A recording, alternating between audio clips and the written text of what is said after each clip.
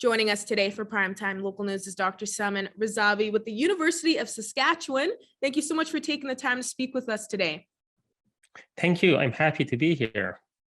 Of course. Now, we're speaking here on researchers at USask with you, of course, and a team are exploring how floods and droughts are some of the costliest natural events that occur not only in Canada, but, across the globe, across the world here. Now, can you explain why these cause such a major economical impact? Because our livelihood depends on water, and not only to survive economically and for our health, also our assets, people. We are all exposed to natural disasters around water. And of course, as you said, floods and droughts have been the costliest natural disasters globally in the last several years. And of course, just kind of angle it towards for Saskatchewan, especially. I didn't know if you happen to know what natural disaster would you say affects the province the most when it comes to this? Of course, we have had experiences of major floods and droughts in the province in the past. We still, for example, remember the major drought that happened back in 2001 or so for a few years. And even after that, we've had some very dry spells that definitely affected our agricultural activities in Saskatchewan. And yeah, you know what, in Saskatchewan, in prairies in general, we live in the most water-stressed region in Canada, and we should know that, and we should be planning for that, and as we do, actually. Mm-hmm. And what exactly did your team at University of Saskatchewan with, international researchers find in your study when it came to risk management strategies and how they can be improved? Can you kind of expand on that?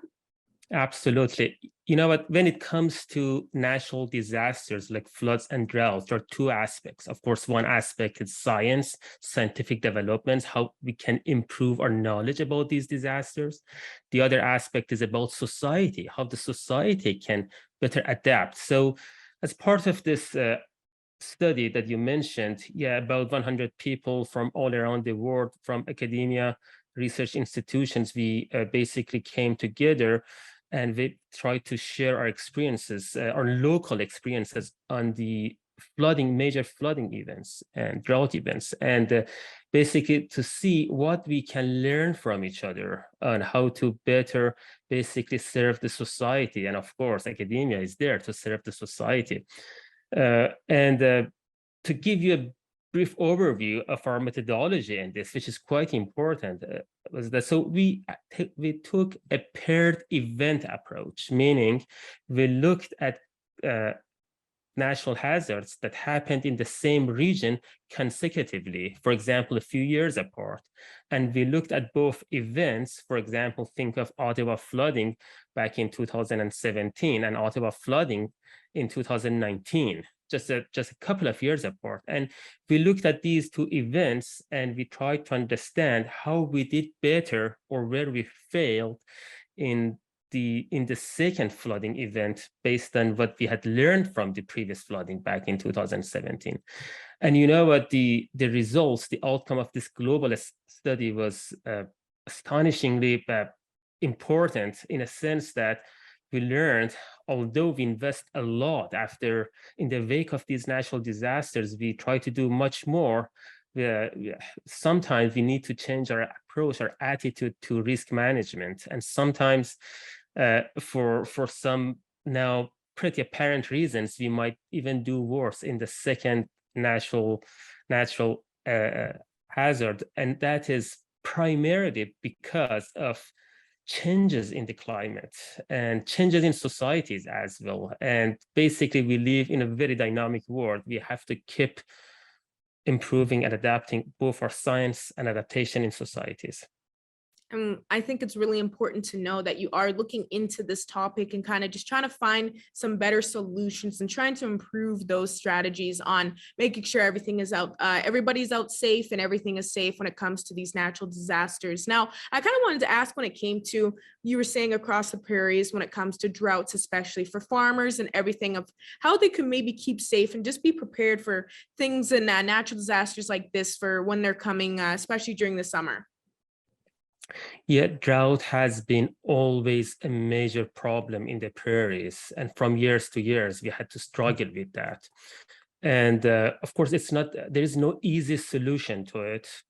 So Saskatchewan is primarily dryland agriculture. And of course, dryland agriculture is quite extensive in Alberta as well. So when you do dryland agriculture, you look at the sky. So local precipitation is quite important. But when you do irrigation in this region, then you heavily rely on major surface waters. And that is basically for a region, South Saskatchewan River. And the source of water for Saskatchewan River, both North and South Saskatchewan, are the Rockies. So basically the snowmelt glaciers that are located up there in our headwaters. And the Rockies are quite distant from our region in a sense that we can, in different years, we can experience some sort of weather, for example, dry weather in Saskatchewan, but we still in those years can get good amount of snow in the Rockies. So that can help us a lot actually to basically switch between dryland and irrigation, because these are kind of different sources of water coming to us with different type of dynamics and changes over time. Well, thank you once again so much for joining us today, Doctor. Really glad we're able to speak with you and be able to get the word out just on your team, kind of looking into this and helping get some better strategies out there to help keep everyone safe and keep crops safe and the animals safe and whatnot. So really glad we're able to speak with you today. Thank you.